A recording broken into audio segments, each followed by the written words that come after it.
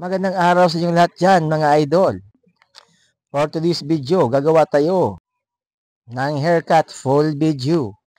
Yan ang buhok ni Sir, mga idol, bago natin siya gupitan. At ngayon, sisimulan na natin ang ating haircut full video. At yan, mga idol, ang pinapakita ko sa inyo ngayon ay ang mga gagawin bago natin simulan ang gupit. Ayan na. Lalagyan muna natin siya ng clip. At syempre, tatanungin muna natin si Sir kung anong gupit ang gusto niya. At ang gusto niyang gupit ay isang simpleng gupit lang. Bali, gusto lang niya magpa-trim at bawas kaunti sa taas. So, ayan na. Ginagamitan ko na siya ng number 2 na guide sa gilid. Sabay pa slide para hindi masyadong manipis ang gilid, mga idol. Ayan na, mga idol. Gusto ko lang sabihin na kaming lahat ng barbero ay makanya-kanyang mga teknik sa paggugupit. At kung saan kami hiyang, ayun ang ginagamit namin. Ayan na, mga idol. Pinapadanan ko na siya ng clipper sa gilid para naman mag-straight yung gupit niya at mawala yung kanto. At yung ginawa ko, mga idol, ay para na din madaanan natin ng blade yung gilid niya at para mas magandang tingnan pag nablidan na natin. Mas maganda kasi siya kaysa gunting. Kasi yung clipper, pag ginagamit natin sa gilid para madaanan ng blade, ay maging straight siya at maging curve yung malapit lang sa tainga. At ayan na, mga idol. Siyempre, tanggalin muna natin ang buhok kasi parang marami ng buhok ang ating customer. Ayan na, mga idol. Napaka-importante sa amin, mga idol, na bawat isang customer ay isang blade. Kasi andyan nakasalalay, mga idol, ang kalinisan. At nilagyan ko na ng tubig. Nagkakaunting tubig yung sa gilid ng customer para mabalidan natin. At gamit yung cotton, mga idol. Ayun na, mga idol. Isang dandahan na pag-blade at maingat. Kasi naman, para hindi masugatan ng ating customer, mga idol. At ayan na nga, mga idol. Pinantay na natin ang gilid ng ating customer at sabay finishing ng ating gunting para talaga maging malinis ang gupit ng ating customer, mga idol.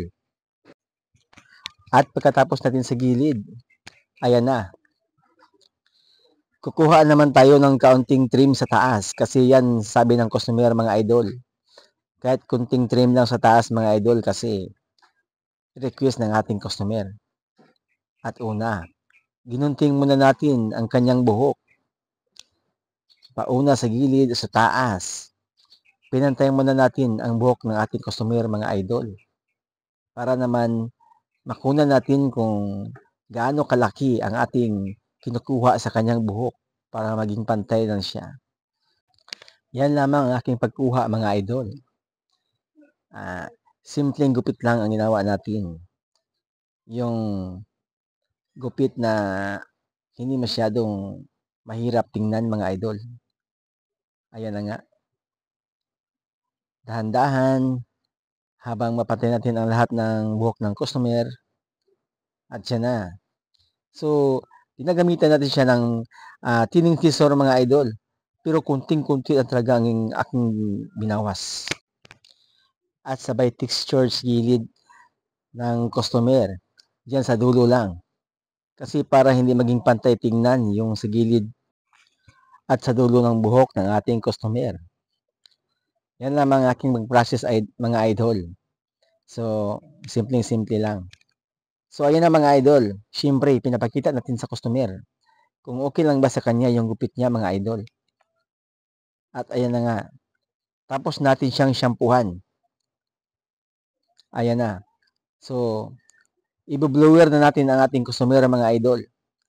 Para mawala yung basa sa kanyang buhok, mga idol. Ayan na mga idol. Simpleng blower lang. At ayan na. Lalagyan natin siya ng ating wax. Para paglabas niya sa barbershop mga idol ay pwede na siyang pumunta sa mall at mag-shopping. So, or mag-date siya sa kanyang girlfriend mga idol. Ayan na. So, pinifix na natin yung buhok niya. At syempre mga idol, kasali na dyan ang ating pangpakondisyon na masahe. Kunting masahe mga idol. At yun na nga, natapos natin ang ating gupit mga idol.